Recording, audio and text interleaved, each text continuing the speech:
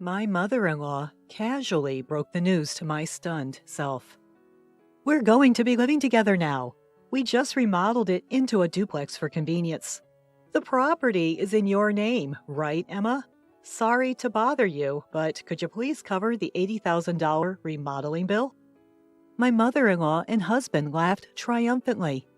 Witnessing this, I, filled with resolve, was about to confront them with the truth that even my husband didn't know, along with the evidence. I am Emma Davis, 26 years old. I live a bit away from the downtown, in a nature-rich area, and work an office job while drawing illustrations as a hobby. Lately, I enjoy uploading my drawings on social media and reading the comments on them daily. I have a husband who is 3 years older than me, and we're enjoying our married life in a favorite old farmhouse that we bought right after our wedding. But there has been a visitor to this house once a month since we got married, who always gives me a headache. Emma! Emma! I'm here! Please open up quickly! Hearing the persistent banging on the sliding front door, I rushed to it. Ah, mother-in-law! I'll open it right away. Even though there's a perfectly good doorbell right next to the door. I try to make a smile and open the sliding door. There are so many bugs around here. It's so annoying. Is George still at work? Poor thing. Even on Saturday. Oh, I brought some of his favorite food. I see a woman holding a large bag, looking tired from waiting beyond the door. While dealing with her rapid-fire chatter, I paced on a fake smile. The once-a-month visitor is my husband's mother, that is, my mother-in-law. My husband being an only child, she insists on taking care of him even after our marriage, and to my gratitude, she even instructs me on house chores. The last time she came to our house, she rearranged all the food in the fridge, and I had to start the next day's breakfast preparation from hunting down the ingredients. I recall my husband repeatedly telling me before we got married, if my parents ever need care, we'll live together. I want you to understand that. I'm disappointed to think I might have to give up this beloved old house when the time comes, but I've come to accept it. What bothers me more is the thought of living with this mother-in-law 24/7. Sorry for my husband. It fills me with a bit of gloom. Fast forward 2 years into our farmhouse married life. I heard my husband that my father-in-law had slipped on the stairs at home and broke his leg. They will need our help from now on. Let's live together, just as we discussed before our marriage. Yes, I'm worried too, so I think it's a good idea. Can I continue my drawing hobby? I was worried about my father-in-law's health, so I agreed without hesitation to move in together. However, I was anxious that being caught up in housework and taking care of my in-laws might rob me of the time for my hobby of drawing. Whether he was aware of my anxiety or not, my husband just said, "I want you to prioritize the house," and left the room, headed to his office. Being left alone in my room, I felt like I had half given up on my selfish husband. While looking back at the illustrations I had drawn up until now, one by one, I began to sort out my feelings.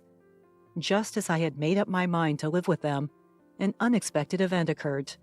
While I was working as usual at my workplace, I suddenly felt numbness in my hands and feet and was instantly overwhelmed by intense dizziness and collapsed. Thanks to a colleague who immediately called an ambulance, my life was not in danger, but it turned out to be a stroke at a young age after medical examination. Although I had been pointed out high blood pressure in health checks before, I regretted neglecting it without going to the hospital. Including detailed examination, surgery, and rehabilitation, the hospitalization period turned out to be about 2 months. From the discovery of the disease to the hospitalization progressed at a brisk pace, and she realizes that her husband has given her very little concern. After being diagnosed with a stroke at a young age, I took out my phone with trembling hands and called my husband right away. The only thing I could hear from the phone was a disappointing voice saying, "I see, so the living together will be postponed, huh?" I couldn't respond to the fact that he was worried about the future life at my in-laws' house, not about my body. Since my father-in-law is still in the hospital with a fracture, There was no need to worry about caregiving, which was a blessing in disguise that I could focus on treatment. Also, since we don't have children, there's no need to worry about that.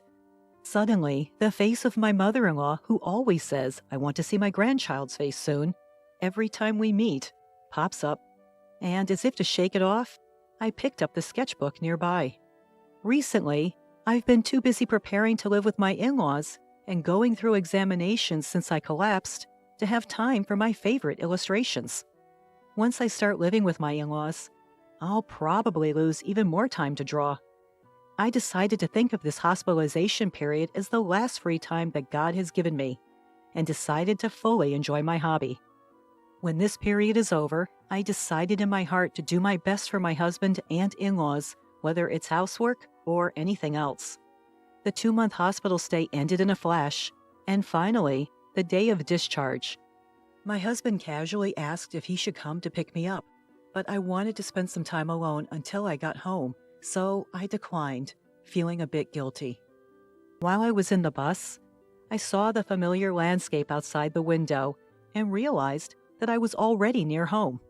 The sunlight hitting the beautiful green leaves was dazzlingly sparkling, making me feel indescribable as I thought, this is goodbye to this rich, natural place. Since my in-laws' house is located relatively close to the city center, my life will change drastically from now on. Feeling a little lonely, I slowly got off the bus at the familiar bus stop. As I was heading towards my soon-to-be farewell home, I suddenly stopped in my tracks at the sight that appeared before me. There was supposed to be my favorite old private house here, but instead, there was a house I had never seen before.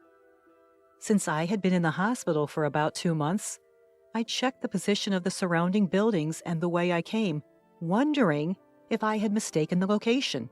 But it was not a mistake after all.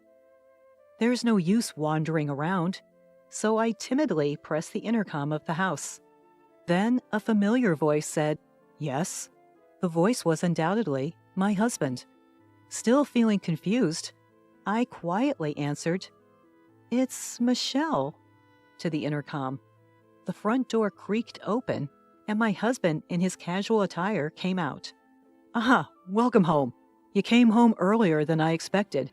I had the day off today. I could have picked you up."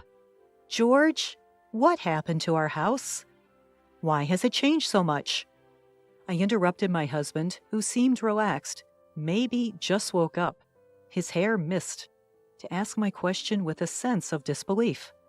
However, disregarding my anxiousness, George only responded with a vague, "Huh? What's up? What happened?" without intending to answer my question. Just then, I heard laughter coming from inside the house. Thinking it couldn't be, I pushed past my husband and headed toward the living room. When I opened the unfamiliar door leading to the living room, I saw my mother-in-law lying on the couch watching TV. She was clutching her stomach and laughing while watching the TV screen. "Why is my mother-in-law in this house?" "Oh, Michelle, welcome back. Hospital stays can be long, but don't worry. I took care of the house while you were gone." I wonder what this house stuff my mother-in-law is talking about. Could it be chores? Or, with an overwhelming bad feeling, I pressed my mother-in-law on why the old house had changed so much. Without showing any sign of guilt, she blurted out, "Well, we're all going to live together, right? So I just remodeled it into a duplex to make it more comfortable."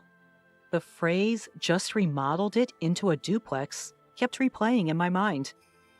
My mother-in-law was always the type to interfere with our life, but I never expected her to remodel our house without permission. Moreover, weren't we supposed to start living together in my in-laws' house, which is closer to the city center? Every time my mother-in-law visited the old house here, she used to complain about the bugs and the short walk from the station. Despite that, why? A lot of things have changed. Oh, and there's something else important I have to tell you. Turning off the TV she had been watching, my mother-in-law whispered to me with a grin, "The remodeling cost a bit. I believe the title to this house is under your name, Michelle. I'm sorry, but could you handle the payment?" Chuckles, not a hint of apology in them, my mother-in-law said, "It's $80,000. And her smile deepened. "Remodeling cost? The title to this house? $80,000? The unexpected words felt like a punch to the head, and I felt my legs are shaking. I can't even find the words to reply. While I was staring at her mother-in-law, who was stunned and laughing fearlessly, my husband, who was at the entrance, opened the living room door and sneaked in. The moment I saw him, my feet naturally headed towards him, holding a faint hope that he would surely be on my side. I relayed to my husband exactly what my mother-in-law had said, clinging to a desperate hope for his reaction. But all I received from him was a cold response. "Well, that's about right. Take care of it, will you?" That's right. That's the kind of man he is. When I collapsed from a stroke, he was more concerned about our living arrangements than my health. He's a man who will stop if his mother says green means stop, and will go if she says red means go. A man who always thinks his mother is right. The discomfort and dissatisfaction I'd felt toward my husband escalate once it flooded. I was done. I thought from the bottom of my heart, I would throw this family. "I understand now, George. I am going to divorce you. And mother-in-law? No, Cecilia. Please handle the renovation costs on your own." After declaring this all at once, I turned my back on them and moved to leave the room as quickly as possible. But it seemed they weren't going to let me go so easily. "I've been losing interest in you anyway, so it's no big deal. But remember, this house is in your name, Emma, so you have a responsibility to pay." "That's right. Feel free to leave, but please settle your dues first." I was astonished at the two of them who selfishly made their claims. I cannot help but let out a sigh. Surely, if I turned around, I'd see their smug faces grinning in victory. I refused to look back, standing tall as I replied, "You keep saying the house is in my name, George, but did you forget? The ownership has been transferred to you." I revealed the truth.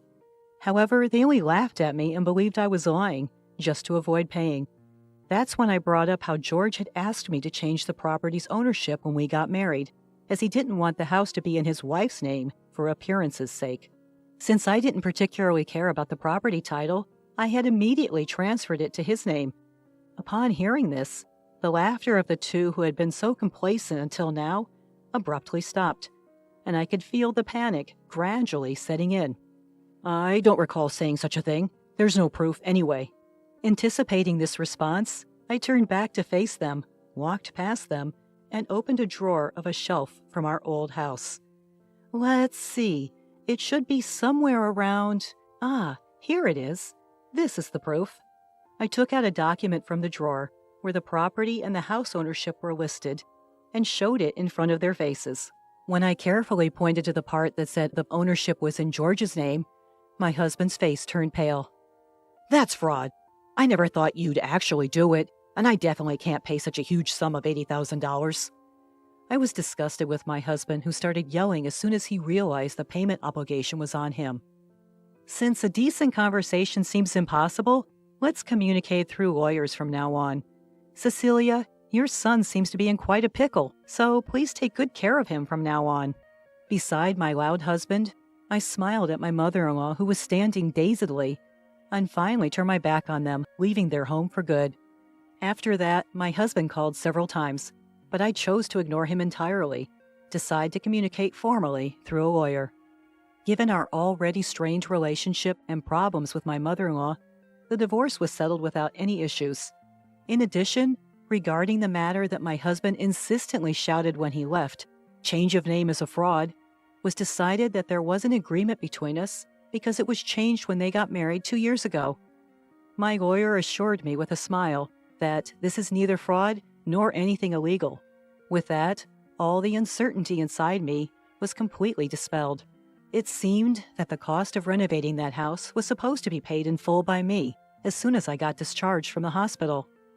Wanting to applaud, I now appreciate the well-crafted, spiteful act of pushing me into hell just after I had endured surgery and rehabilitation and finally got discharged due to illness. In the end, since the house was in my husband's name, it was his duty to make the lump sum payment, and he ended up strangling himself. In addition, I was able to secure alimony after the successful divorce. My husband, who had been hit with a claim for a total amount that he could not possibly pay off, had either borrowed money from dangerous places or hadn't. While I was fighting with my husband and mother-in-law, I received an apology from my father-in-law, Bob, who had been hospitalized with a broken leg, saying, "I'm sorry for my wife and son's behavior." Of course, it didn't seem that Bob was involved in this matter. However, there's no denying that for 2 years after our marriage, he had ignored his wife and my cold husband. After replying briefly to Bob's message, I decided to cut all ties with that family and start a new life. Since then, my health has gradually improved, and I was able to return to work. When I was married, I used to draw illustrations while being mindful of my husband's gaze, but now I can immerse myself in it as much as I want, whenever I want. Originally, I was just drawing as a hobby, but now I get job offers from the social networking site where I post my illustrations, and I now spend more time drawing for work than for pleasure. Now I'm heading to see an old farmhouse in a somewhat rural town. My current dream is to buy this old farmhouse with the alimony from my husband and my savings, and to open an art studio. Today, I'm about to take the first step towards this dream. On the bus, as I gazed out at the scenery, I found myself recalling that day. The day I left the hospital changed my life forever. The abundant, natural scenery outside is the same as that day, but my feelings are clear, and I'm excited about the new life that's about to begin. The leaves on the trees, illuminated by the sunlight, look so bright that they dazzled.